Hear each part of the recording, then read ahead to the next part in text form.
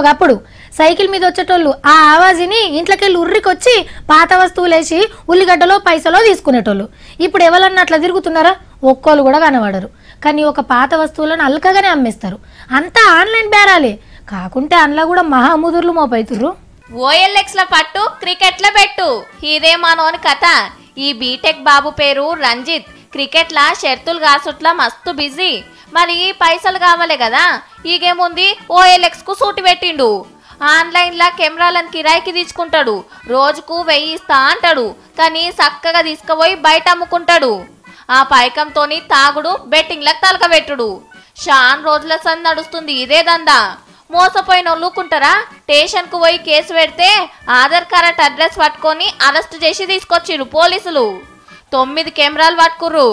లేకుంటే ఇయాలనో రేపో అవి కూడా అమ్ముకుంటే ఓ 5 లక్షలు వచ్చినట. అంతేకాదు అన్న అమెరికాకి వెళ్ళి అవోటి ఇవోటి పంపిస్తే మొత్తం పొతం పెట్టిండు తమ్మయ్య. యుఎస్ నుంచి పంపించిన ల్యాప్టాప్స్ గానీ లేకపోతే ఐప్యాడ్స్ గానీ ఫోన్స్ గానీ అన్ని అమ్మేసుకొని ఇతను ఇంటి వస్తువులను కూడా అమ్మేసుకొని ఈ విధంగా చేస్తున్నాడు.